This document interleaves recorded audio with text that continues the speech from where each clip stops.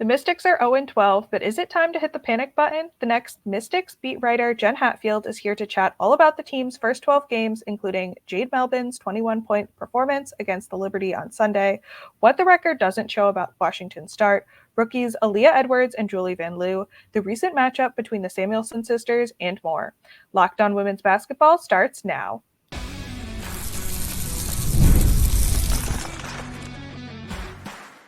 You are Locked On Women's Basketball, your daily podcast on women's basketball. Part of the Locked On Podcast Network, your team every day. Hello and happy Monday. You are Locked On to Women's Basketball. I'm Natalie Heavren, and I'm a features writer and the Atlantic 10 beat reporter for The Next. Thanks for making Locked On Women's Basketball your first listen every day. And remember, Locked On Women's Basketball is free and available on all platforms, including YouTube. LinkedIn Jobs helps you find the qualified candidates you want to talk to faster. Post your job for free at linkedin.com/lockedonnba. That's linkedin.com/lockedonnba to post your job for free. Terms and conditions apply. If this is your first time listening to Locked On Women's Basketball, we at The Next have over 100 reported pieces every single month. We have a beat reporter on every single WNBA team, one on more than 15 different NCAA beats, so get that YouTube subscription up. And you can also support us by subscribing to The Next, $9 a month, $72 a year at thenexthoops.com. Today, we'll be talking all about the Washington Mystics, including the team's 0-12 start, the standout rookies, the recent matchup between the Samuelson sisters, and more. Joining me today is Jenn Hatfield, who covers the Washington Mystics for The Next. She also is the managing editor and the Ivy League beat writer at The Next. Okay, Jenn, so before we get into how the Mystics got to 0-12, we have to start with talking about Jade Melbourne's 21 points on 8 of 12 shooting yesterday and a narrow loss to the New York Liberty. You were in the post-game Zoom. What did she have to say about her performance? Yeah, so she just kind of talked about how she tries to play the same way every day and really takes pride in being a spark off the bench.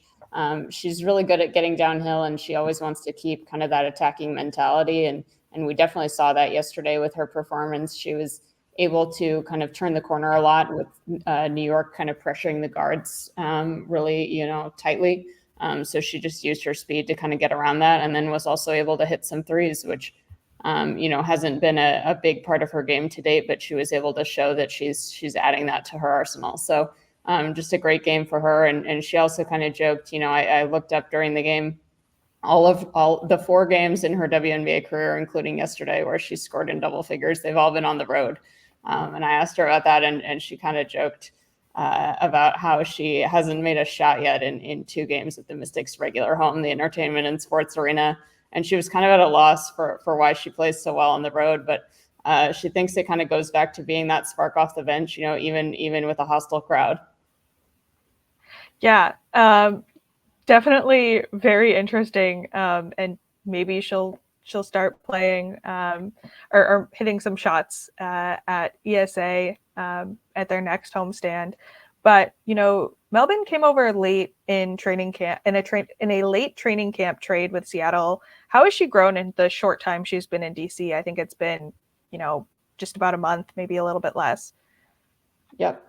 Yeah, yesterday was actually 4 weeks to the day since she arrived. She got there 2 days before the regular season opener, and keep in mind that she's a point guard, so everything gets harder when you think about a point guard having to know not only their own position but also everyone else on the floor. So she's gotten used to the system. She's picked up the playbook, which she did pretty quickly. She told me a week after she arrived that she knew about 75% of the playbook, which I thought was a pretty quick learning curve, especially when you think about the fact that she is 21 years old. She will turn 22 in August. She's the youngest player in the league. So, there was just that acclimation process. She's gotten more confident. She said yesterday that this is the most confident she's felt in her WNBA career. She's getting more and more minutes. Brittany Sykes, the starting point guard for the Mystics, has missed the past 10 games with an ankle injury. So Melbourne was going to be probably the team's 3rd point guard. It wasn't clear how much she was going to play, but with Sykes out, she's the backup point guard. She's played a lot of minutes and is like getting those game reps and showing she should keep getting minutes even when Sykes comes back, and, making her case that Eric Thibault needs to find continued minutes for her to develop. And and potentially keep scoring like she did yesterday. Well, you stole my fun fact. Per across the timeline, Melbourne is the youngest player in the league. So now that our listeners know that, how do you think she'll continue to develop in DC? As long as she's there. Yeah, my bad. I think she's going to learn a lot from Brittany Sykes, who she actually played with a couple years ago in Australia. So they've had a little bit of a reunion. Sykes told me that Jade was kind of her first go around at mentoring a younger player back in Australia. So I think they'll continue that relationship, and she'll be able to learn a lot from Sykes, especially because they're both players who really love to get to the rim and thrive at that. So I think that's going to be a useful partnership. I think Julie Vanloo is going to be a useful mentor for her too. Vanloo is a rookie, but she's 31 years old. She's 10 years older than Melbourne. So, giving her kind of those tips that she's picked up around the world and internationally. So I think she's got two great mentors at the position. I think her shooting will continue to develop, as will her all-around game with the Mystics player development staff. And I think she's also going to be able to develop really good long-term chemistry with players like Shakira Austin and Aaliyah Edwards, kind of the core group that's under team control for a while. And then despite her 21 points and 20 points for Myisha Hines-Allen, the Mystics lost their 12th game in this young season and third game in 4 days on Sunday afternoon. On Saturday, you wrote about what the record doesn't say about the Washington Mystics, who at the time were 0-11. Can you talk about the historical context of this streak and what head coach Eric Thibault had to say last week? Yeah, so shout out to our friends at Across the Timeline for more stats here. This is the fourth worst losing streak to start a season in WNBA history, and it's easily the worst in franchise history. The Mystics haven't won since the last game of the regular season last year because they got swept in the playoffs. So it's a tough pill to swallow, however you look at it. The team's frustrated by losing, certainly. But according to Thibault, they're approaching it in what he calls the right way. They're sticking together. They're not blaming anybody. They're not pointing fingers. They're not splintering. So they're all taking accountability and they're showing leadership, whether that's in the locker room or even with the media. They've been patient. They've answered pointed questions. They've really handled themselves well, I would say, during this losing streak. And that comes back to, they feel like they're really close to winning so many of these games. And, that's a special kind of agonizing, but it's arguably better than if they were getting blown out in every game and there was just, not a lot of hope that things could go another way. And, the Mystics have been without Brittany Sykes for most of the season. She was injured in just their second game, and Shakira Austin for a few games this season as well. How has that impacted the team? Yeah, it's hard for the players or Thibault to mention that without it sounding like they're making an excuse and they don't want to do that. But it's clear that these are huge absences, and their presence could swing games. These are two starters who excel on both ends of the floor. Sykes is their best driver to the rim, their best slasher, and their best perimeter defender. Austin is their best big. Those are two huge losses. And so what happens when you have those two out of the lineup is that the Mystics are asking the remaining players to do more than what they have typically done in the past or what they've previously done. And so then you're putting that up against, other teams who have players in roles that they are comfortable with and they are used to. And so that's just really hard for everybody. Eric Thibault talked about this a little bit yesterday when he talked about how, in the past, with more weapons around Ariel Atkins, who's currently the number one option with those two out, sometimes teams would just mess up guarding Shakira Austin and they would leave Atkins open and she could drain a three. They're not really messing up on her right now because she's at the top of the scouting report. So, her looks are sometimes harder and that, trickles down the roster as well. Awesome. Well, coming up next, we'll finish chatting about the team's 0-12 start and discuss the Mystics' two standout rookies.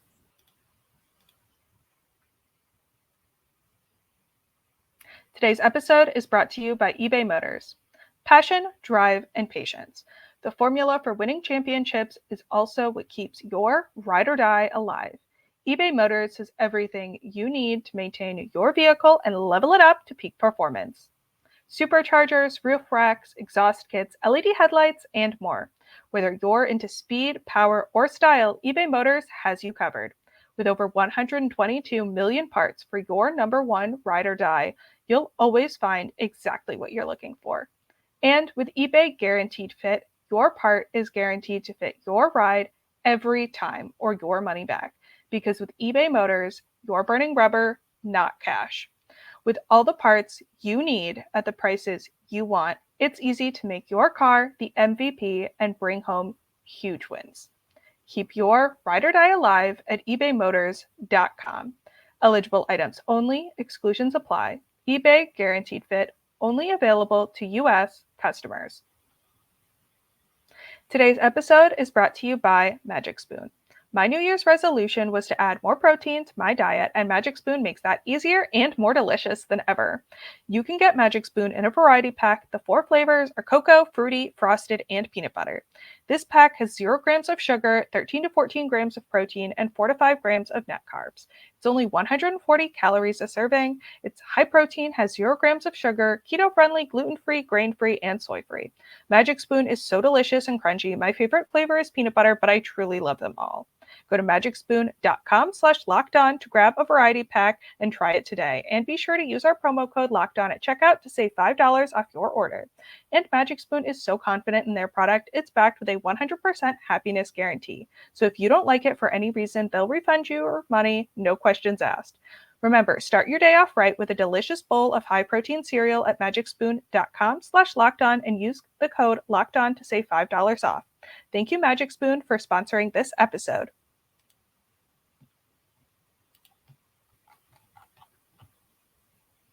Are you watching Fox Sports or ESPN on your TV all day? Have to turn down the volume with all that shouting? Make the switch to Locked On Sports Today, a free 24/7 sports streaming channel programmed for you every day to bring you the biggest stories without all the screaming. Locked On Sports Today brings you can't-miss analysis, opinions, and news, streaming 24/7 on YouTube or the free Amazon Fire TV channels app, part of the Locked On Podcast Network, your team every day. So Jenn, I know you did a bit of a statistical deep dive for your story. Can you talk about some of the stats that stood out to you the most? Yeah, so the big one is that Basketball Reference has this metric called expected wins and losses. And that's kind of a complicated formula based on, basically performance to date. And by that metric, the Mystics should be 3-9 instead of 0-12, which is just very rough. They've been tied or ahead after the third quarter 5 times in 12 losses. And in the last 5 minutes of their games, the score is close. It's within 5 points more often than it's not. And yet they haven't won a game yet. They've been plagued by some tough second halves. At first it was fourth quarters. Lately it's been more like third quarters. But either way, they've given up some first half leads, most notably on Thursday against Chicago when they led by as many as 11 in the second quarter and 13 early in the third before losing. So there's been some unluckiness. There's been challenges to finish. The offense has been pretty rough, and it's tended to get worse late in games. And there've been a lot of turnovers. So it's just been a rough start, but it could easily look a lot better record-wise than it does now.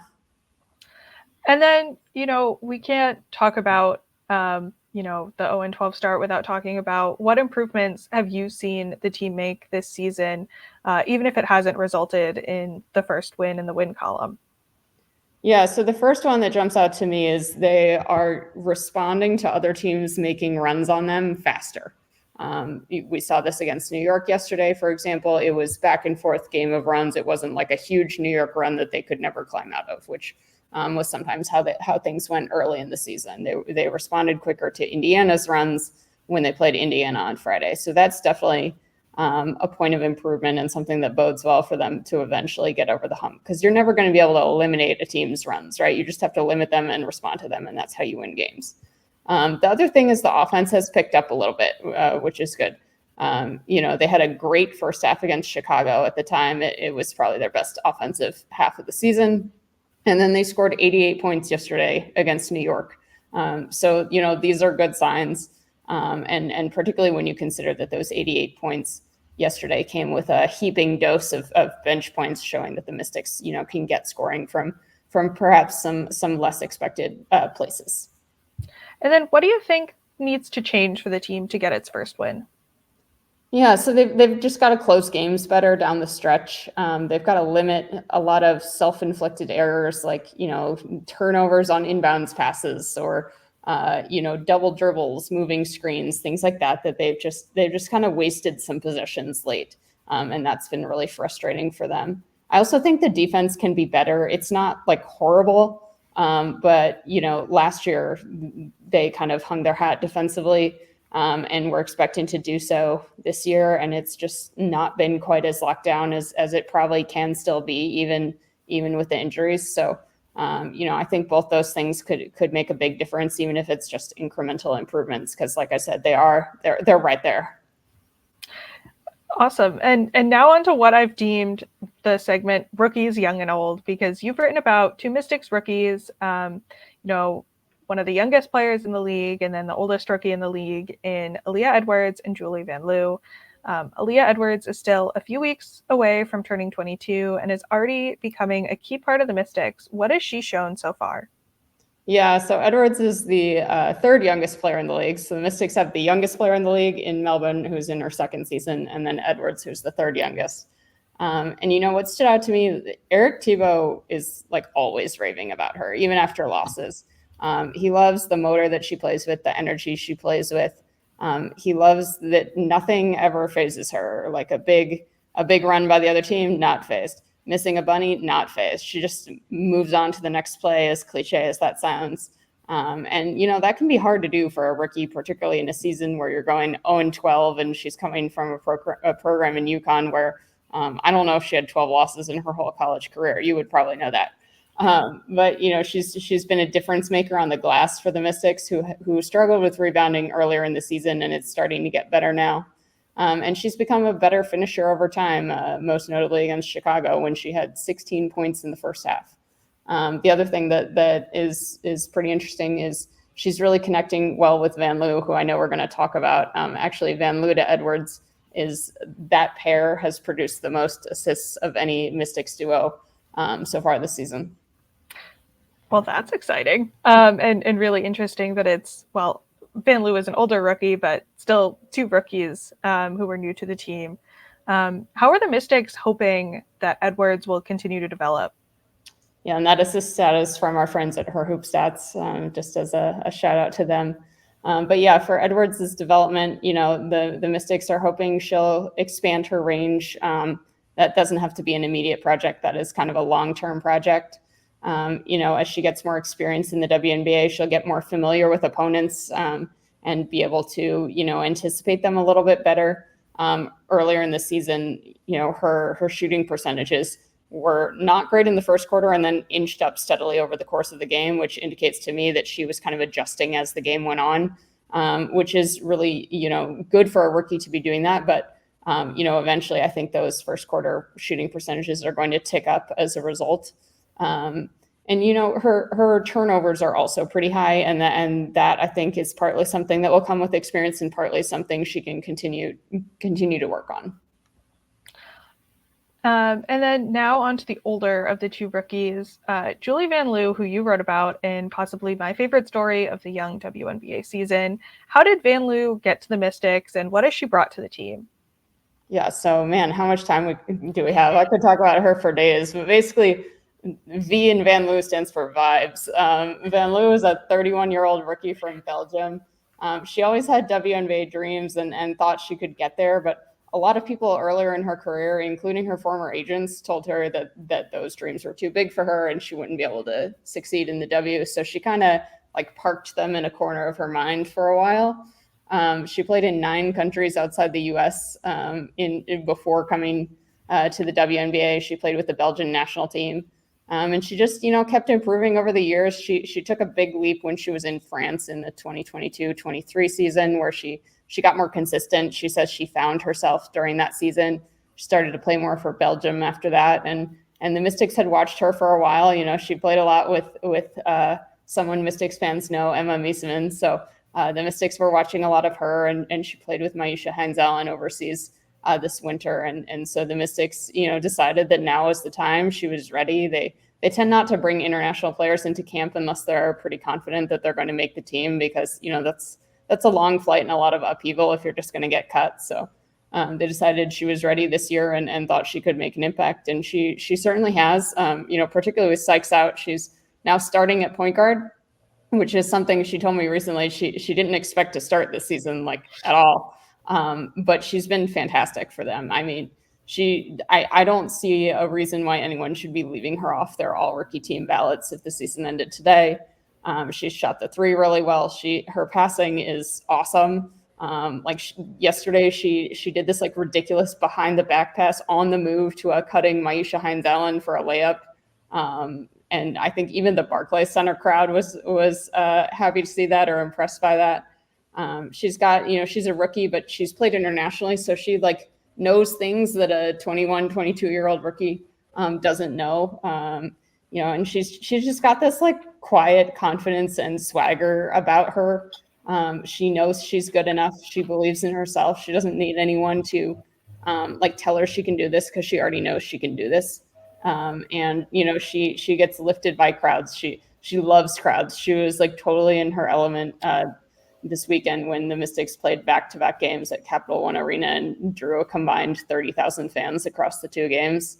And kind of like I said earlier, I think she complements Melbourne as a more experienced point guard. And, she was telling me they kind of give each other advice this season. And right now the advice that they're both giving each other is don't pick up your dribble, just keep it moving, call for a screen, and then go to work.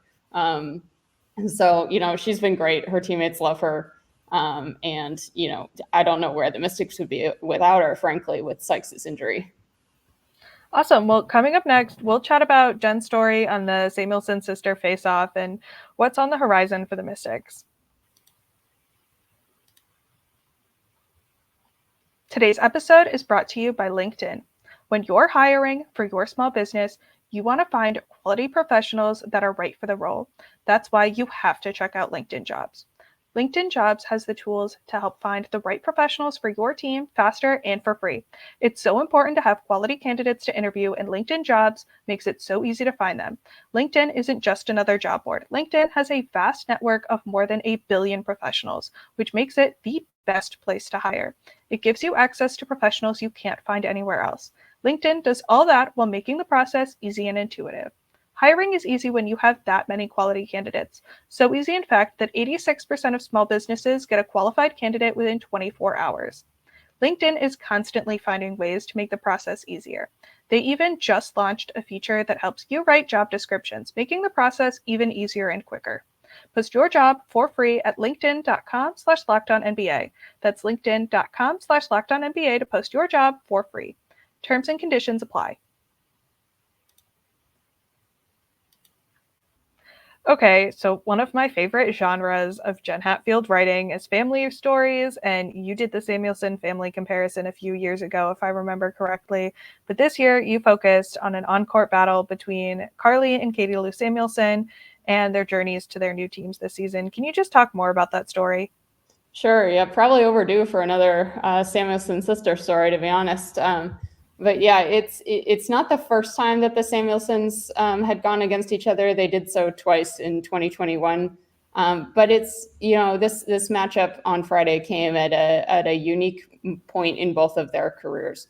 Carly had been on approximately 1 million short-term contracts, hardship contracts, 7-day contracts, before she finally got a protected contract, a 2-year protected contract this offseason.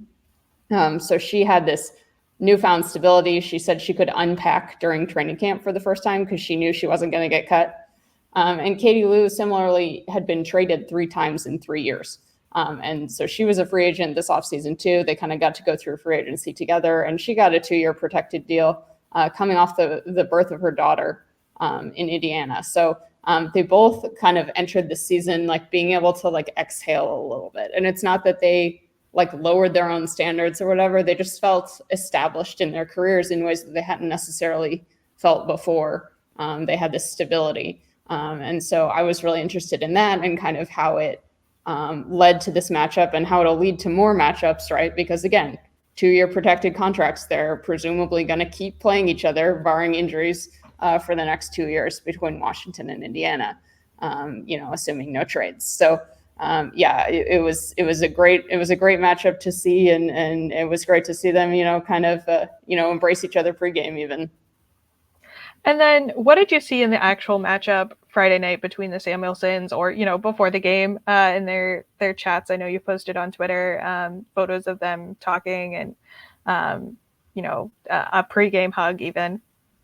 Yeah, they gave each other a big hug and talked during warmups a little bit. Carly got to greet Erica Wheeler, who she played with in LA as well. And the Samuelson sisters did like a ceremonial fake jump ball that was photographed and shared online. So that was kind of fun. Unsurprisingly, in the game, it was like Samuelson's raining threes. They combined for 5 of them. Carly had 11 points on 3 threes. Katie Lou had 6 points.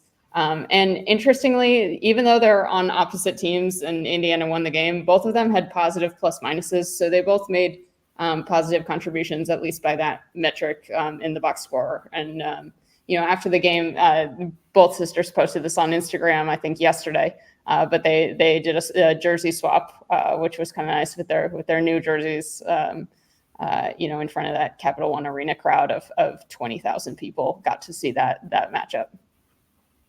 And then what's your favorite part of writing about these family relationships in basketball? Yeah, there are lots of things I like about them, but I think at the most basic level, like every sister relationship or family relationship is different, and so it doesn't feel repetitive, even though I write about these familial relationships a lot.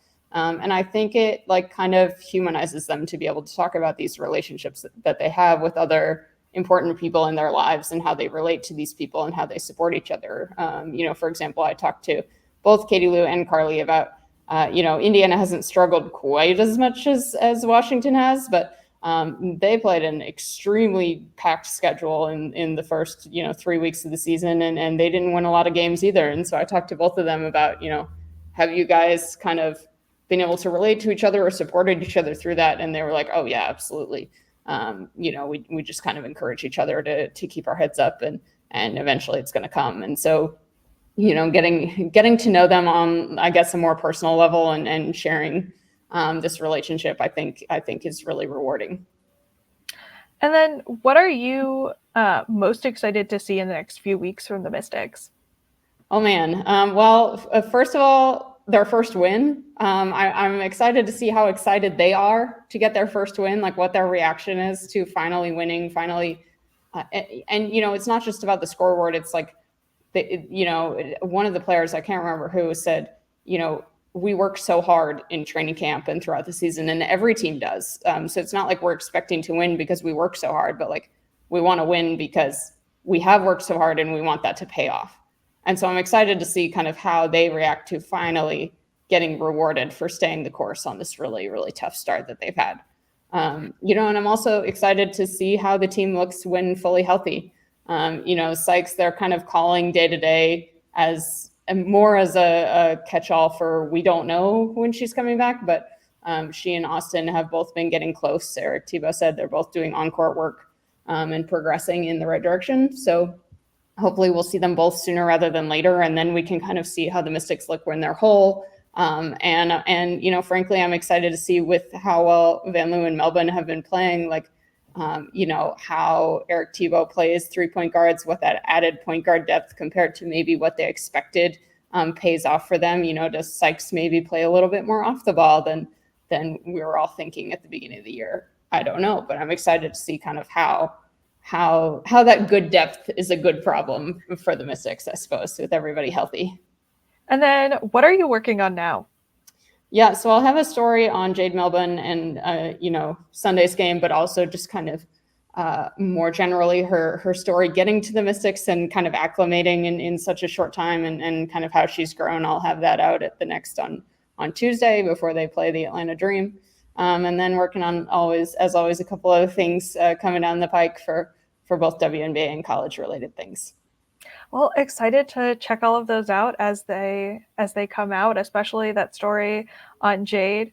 But thank you for joining me today, Jenn. Where can the listeners find you online?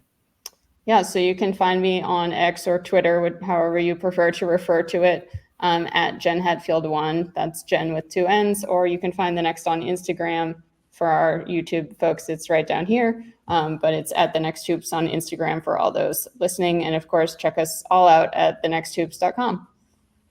Well, thanks to our listeners for making Locked On Women's Basketball your first listen every day. Locked On has launched the first ever national sports 24/7 streaming channel on YouTube, and now it's also available on Amazon Fire TV and the free Fire TV channels app. Locked On Sports Today is here for you 24/7, covering the top sports stories of the day with the local experts of Locked On, plus our national shows covering every league. Find Locked On Sports Today, now available on the free Fire TV channels app. And make sure to tune in the rest of this week to hear from Howard, Gigi, and another episode from me on Friday.